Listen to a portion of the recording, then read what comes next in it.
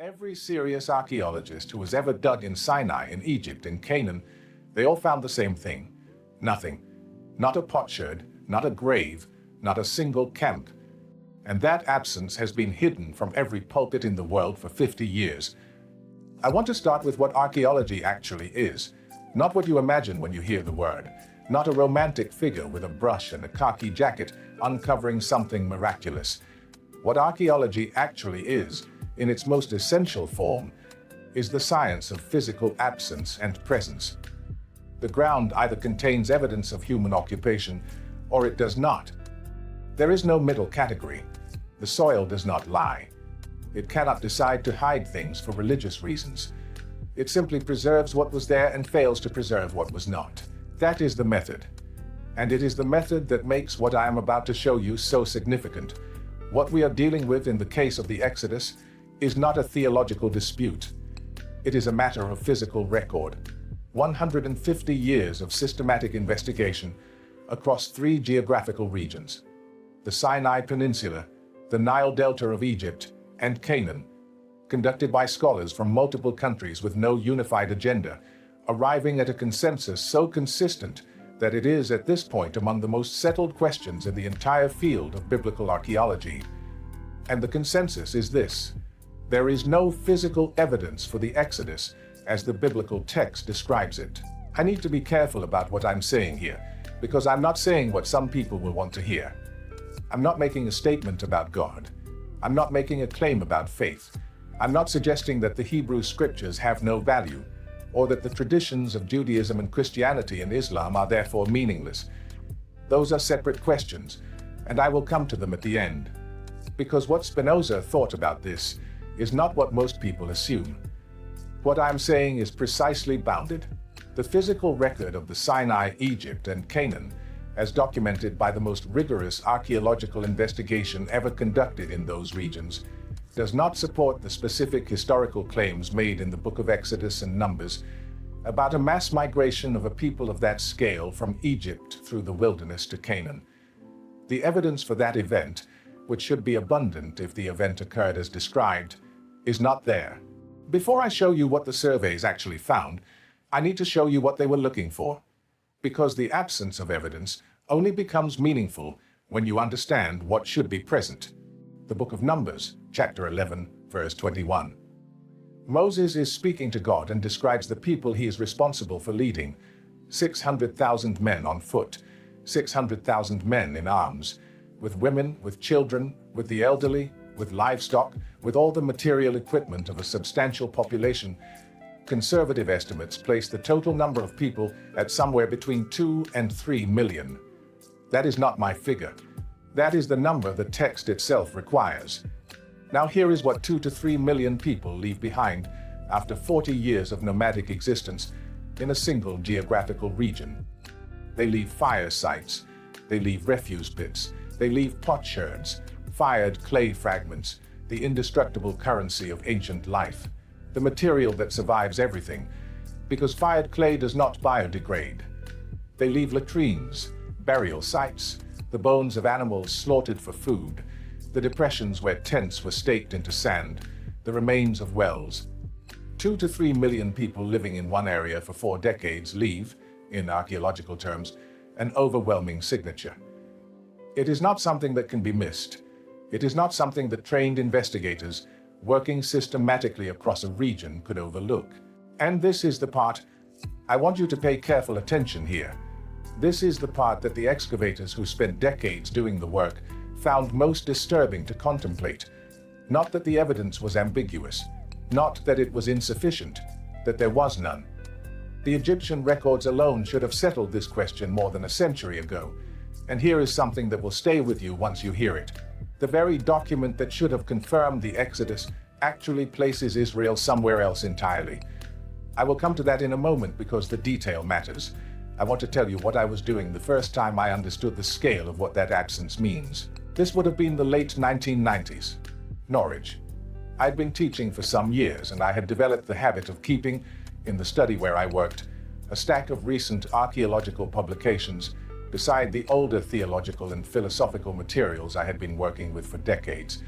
That evening, late, The lamp on the desk was burning, not the overhead light, just the brass lamp on the edge of the desk, the one that casts a pall of warmth rather than illumination. The house was absolutely still, that particular silence that settles in after 10 at night in a Norwich terrace when the street is emptied. I was reading Israel Finkelstein and Neil Asher Silberman. Their book, The Bible Unearthed, had been published in 2001. Finkelstein was the director of the Institute of Archaeology at Tel Aviv University. This was not a polemical text. It was an archaeological summary, peer-reviewed, translated into dozens of languages, taught in secular universities. I came to the chapter on the Exodus, and I found a sentence I have never been able to put out of my mind. Finkelstein and Silberman wrote, and I will not paraphrase this because the precision matters, that the conclusion of modern archaeological investigation of the Sinai was that there was not a single sherd of pottery from the late Bronze Age anywhere in the wilderness of Sinai, not a single sherd of pottery from the right period in the entire Sinai Peninsula. I put the book down. I read it again. And once more. My tea had gone cold on the other side of the desk. The house was quiet at that hour, and what I felt was not the excitement of discovering something sensational. It was the specific heaviness of an absence, the weight of something that should be there and simply is not. The way you feel when you open a drawer where you always kept something important and the drawer is empty, and you stare at it for a moment trying to understand the fact of the emptiness. Finkelstein called it, in another passage, one of the most troubling problems in the entire field of biblical archaeology. That language, from a man who had spent his career in the discipline, a man with no theological axe to grind, a man whose scholarly reputation rested on precision, stayed with me for a long time. Now, what had the archaeologists actually found? Let me give you the first layer of this, because what they found is something specific, and that specificity matters. Between 1972 and 1982, Eliezer Oren of the Hebrew University conducted the most systematic archaeological survey of the northern Sinai ever undertaken. A decade of fieldwork, trained teams, modern methodology. The North Sinai Survey, it is called, and its results are part of the established record. Oren identified hundreds of sites across the northern Sinai. He catalogued them, dated them, characterized them. What he found were Egyptian military installations from the Ramesside period, fortified outposts, supply stations, an empire managing its northeastern frontier, a robust military presence along the route between the Delta and Canaan, exactly what you would expect. What you would also expect if 2 to 3 million people had moved through this region during the same period were the remains of those people, the campsites, the graves, the pottery, the rubbish pits. Oren found none of that. What he found were Egyptian soldiers stationed in Egyptian forts managing an Egyptian military road, and the complete absence of a civilian Semitic population of that scale. So that is the first layer paid. But the absence in the Sinai is only the beginning, because it leads immediately to a question that is, in some ways, even harder to answer. And I need to warn you, what the Egyptian administrative record shows is something that has not been communicated from a single seminary I am aware of. Not because the scholars in those seminaries do not know. I want to be clear about that distinction. If the Sinai has no record of the Israelites leaving, Egypt has no record of them being there. Now listen carefully to what I mean by this. Egypt was an administrative civilization of extraordinary thoroughness. The Egyptians recorded everything. They recorded the names of workers building their monuments, the rations they received, the days they were absent for illness. They recorded military campaigns in granular detail, troop movements, supply lines, the names of prisoners. They recorded border crossings, the movement of foreign peoples, taxation records, census data. The administrative apparatus of the New Kingdom was, in terms of its documentary culture, among the most complete in the ancient world. If 600,000 adult male slaves of Semitic origin had been working in Egypt and had then left all at once under circumstances that the text describes as catastrophic for Egypt, involving the death of the firstborn, the destruction of the army at the sea, that event would have been the most documented catastrophe in Egyptian history.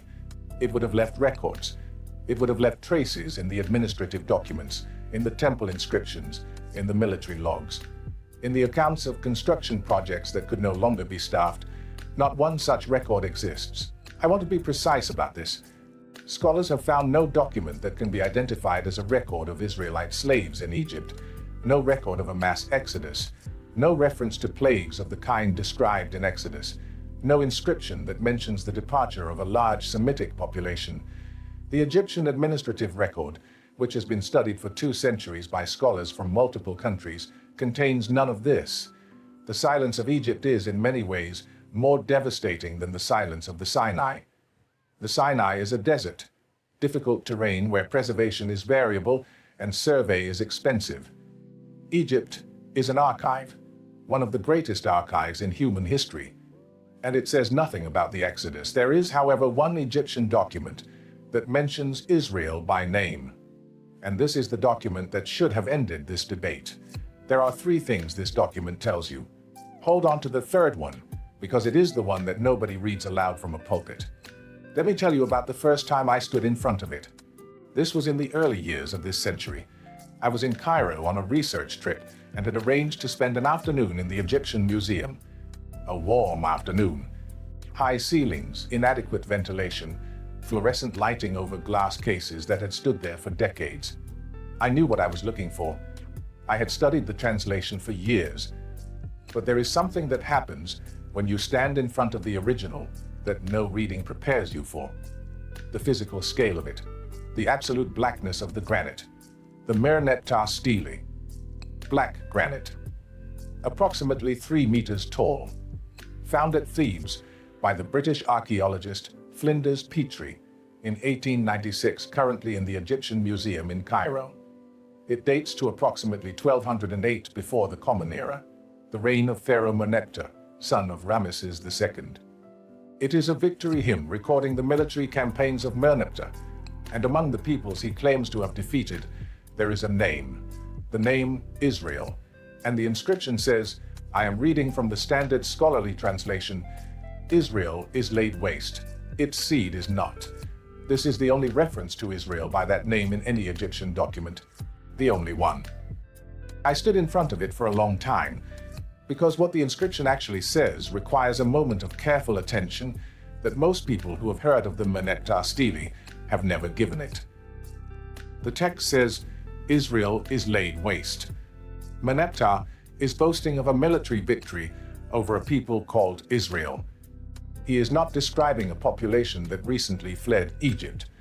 He is describing a people that his army encountered and defeated in Canaan. The context is unmistakably geographic.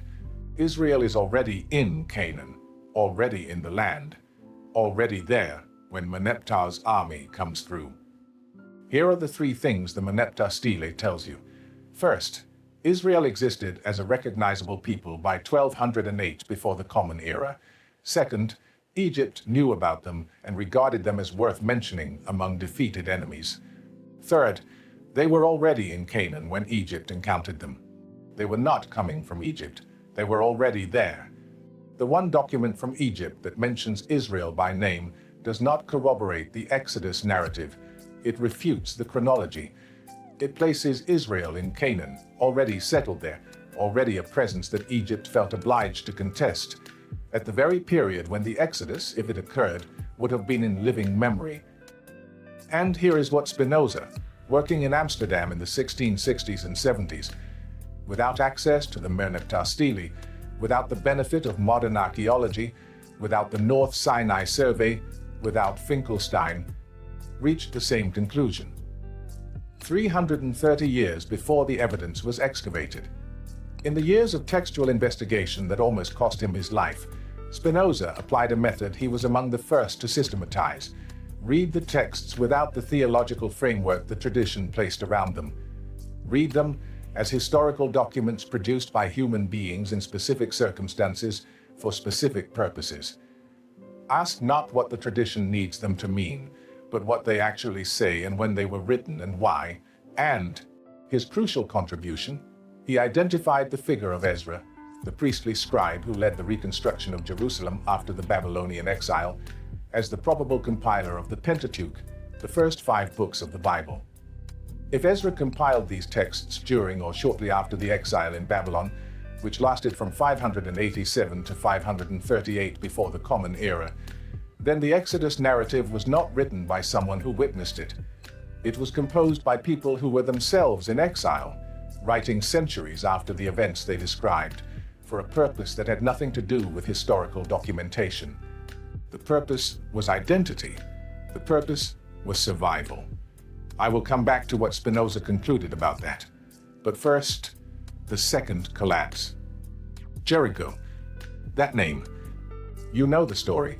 The walls came tumbling down, the army of Joshua marching, the priests with the Ark of the Covenant, the trumpets, the shout, the miraculous collapse of the city walls. It is one of the most dramatically described military victories in the Hebrew Scriptures, recounted in careful detail in the book of Joshua, chapters 6 and 7. So, what does Tel Es Sultan, the site identified as ancient Jericho, actually tell us? Kathleen Kenyon, a British archaeologist of exceptional rigor, working for the British School of Archaeology in Jerusalem between 1952 and 1958. Her conclusions are not controversial within the discipline. They are the established record. What Kenyon found: the city of Jericho was not occupied during the Late Bronze Age, the period that corresponds to the Exodus and conquest narratives. The city had been inhabited in earlier periods, and it was inhabited again in later ones. But during the specific centuries when Joshua should have arrived to breach its walls, there were no walls. There was no city. There was nothing to conquer. The city that the book of Joshua describes in elaborate detail, its walls, its gates, its population, the military logistics of its siege, did not exist at the time the text places the event. The second city that Joshua destroys in detail is Ai. Joshua chapter 7 and 8 describe the capture and burning of Ai in meticulous terms. The site identified by archaeologists as ancient Ai, excavated thoroughly in the 20th century, had been abandoned for approximately 2,000 years before the period of the supposed conquest. 2,000 years. The ruins of a city that had been gone for 2 millennia before Joshua's army arrived. There was no city of Ai to burn when Joshua came. No walls at Jericho to fall. The narrative of conquest describes in precise military detail a campaign against cities that archaeological investigation has shown were either unoccupied or did not exist in the relevant period. And then the deepest finding, the one I want you to hold carefully because it does not simply add to the problem, it reframes the entire question. The Israelites did not come from outside Canaan. They were not a population that had spent generations in Egypt, wandered the Sinai for 40 years, and then invaded and conquered the indigenous population of Canaan. What the archaeological record shows, in the pattern of settlements in the central hill country of Canaan, in the distinctive pottery, in the absence of pig bones in the food remains, in the architectural patterns, is that the Israelites emerged from within Canaan. They were a Canaanite population that gradually developed a distinct identity. They were not invaders arriving from outside. They were an internal transformation of the existing population. The Exodus narrative is not the story of where the Israelites came from. It may be the story of who they decided they were. Now, what I'm about to tell you is personal, and it is also the most direct answer to the question. If this evidence is so clear, why has nobody in your congregation ever said a word about it? It is an illustration of a pattern I have watched operate throughout my professional life, directly relevant to why this evidence, available in peer-reviewed form since the 1970s, is still not what most people who sit in churches and synagogues have ever been told. This would have been approximately 2005. I had submitted an abstract for a paper I intended to present at a colloquium on biblical hermeneutics, hosted at a theological faculty at a university in Cambridge. The abstract was straightforward, an examination of the archaeological evidence for the Exodus narrative and its implications for biblical hermeneutics. I had presented similar material before. I had published in peer-reviewed contexts. The abstract was circulated to the organizers. I drove down the day before the colloquium. I was staying in a small hotel not far from the campus, the kind of room that functions perfectly adequately without having any particular character. A narrow bed, a desk, a window that gave onto a car park. The light in the evening was the flat English grey of early autumn, the kind of grey that makes a room feel slightly smaller than it is. I had printed my paper, about 30 pages on the desk, and I had been going through it again that evening, the mechanical rereading you do the night before when you know the material, but want the transitions to hold. I had eaten in the hotel restaurant. The plate was still on the table, because I had not thought to move it. The telephone rang, not my mobile, the hotel room telephone. That itself gave me a moment of pause. It was the coordinator of the colloquium. His voice was careful, measured, the tone of a man who had rehearsed what he was going to say several times before making the call. He explained that the program had been reviewed and that it needed, in his phrase, to reflect the diversity of methodological approaches. He explained that my paper had been removed from the schedule. He did not say the argument was wrong. He did not say the evidence I was working with was unreliable.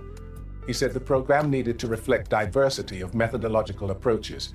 I thanked him and put the phone down. I sat in that hotel room for a while, printed pages on the desk, half-cleared dinner plate, grey rectangle of window onto the car park.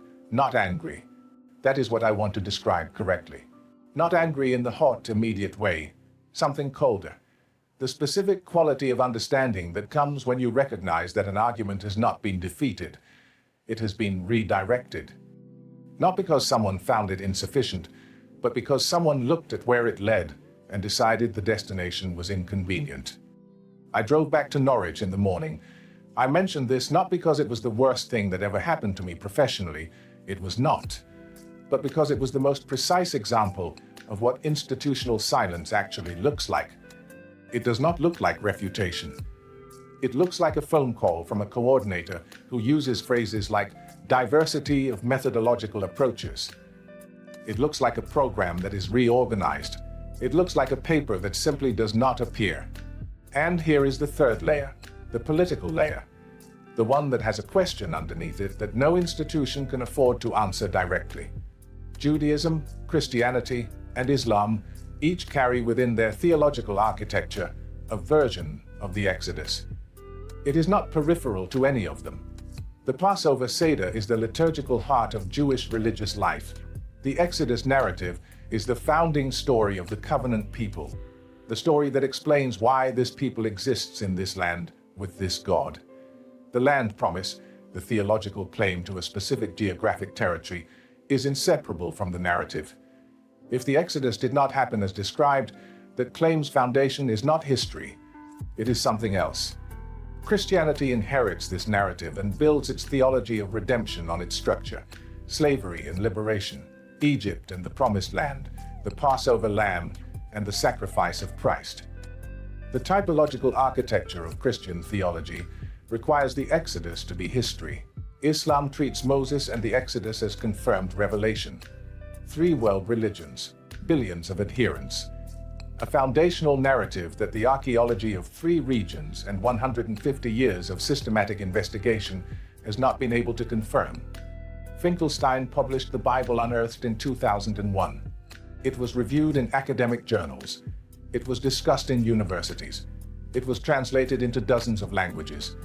It is taught in secular archaeology and history departments as a standard text. You will not hear it preached from a pulpit, not because the priests and the rabbis and the imams have not heard of it, but because there is a difference between knowing something and saying it in a context where the consequences of saying it are institutional. And here is what Spinoza saw. Working from the texts themselves 3 centuries before Finkelstein, without a single sherd of pottery, without a single excavation report. And this is where the argument becomes, I think, more interesting than simple demolition. His conclusion was this: the Exodus narrative was composed during or shortly after the Babylonian exile. A people who had been displaced from their land, carried into captivity by the Babylonian Empire, stripped of their temple and their political sovereignty, that people needed a story. Not a historical chronicle, a story about who they were and why they would return, and what divine promise guaranteed their claim to the land they had lost. The Exodus narrative provides exactly that. It says, we were slaves before, and God redeemed us. We were in exile before, in Egypt, and God brought us home. The wilderness was endured before, and God provided. The land was given before by covenant, and it will be given again. There is no conspiracy here, no coordinated agreement to suppress a finding. It is something more structural, the ordinary functioning of an institution that depends for its authority on a narrative the evidence does not support. Institutions do not suppress the evidence, they simply do not teach it. They create the conditions in which the question is not asked. The silence is not ignorance. The silence is a choice.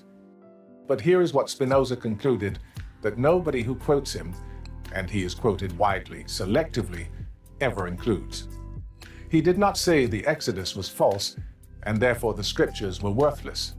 He said something more interesting, and, I think, more honest. He said that the truth of the scriptures is not located in their historical accuracy.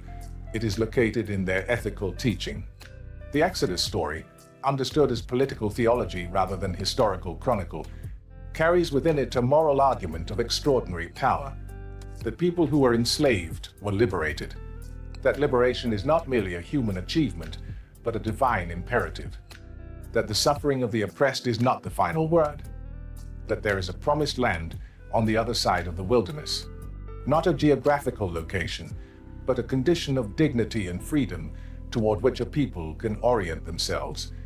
That argument does not require the historical Exodus to have occurred. It requires only that the argument be true. Whether a population of 2 to 3 million people actually wandered the Sinai for 40 years does not determine whether the moral claim that liberation is possible, that oppression is not permanent, is a claim worth making. But here is the question that Spinoza left standing, and that I find myself unable to set aside. If the Exodus was always understood by those who composed it and edited it and transmitted it as theological poetry rather than historical documentation, if the authors of the text knew they were constructing a narrative of identity rather than recording events they had witnessed, then who decided to teach it as literal history? And what does the institution that made that decision say about its own relationship to the truth? The evidence is available. Finkelstein's book has been in print for more than 2 decades. Kenyon's reports are in university libraries. The Merneptah Stele is in Cairo, available to anyone who can reach a translation. The North Sinai survey data has been published. None of this is hidden from the institutions that have the training to understand it.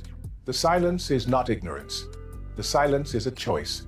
And the choice to maintain that silence is in pulpits, in seminaries, in religious education, is a choice about what the faithful are allowed to know about the foundations on which their faith has been built. Spinoza made his career impossible by refusing to make that choice. He spent the rest of his life grinding lenses in Amsterdam, writing what he actually found, and dying without an institution willing to claim his work. The archaeological record of the Sinai, Egypt, and Canaan has now confirmed in physical evidence what Spinoza could only see in the structure of the texts themselves. 150 years of digging by investigators with no unified agenda found nothing. Not nothing meaning insufficient, nothing meaning the absence that is the answer. The question is not whether the Exodus happened. The question is what we are owed when the answer to that question has been known.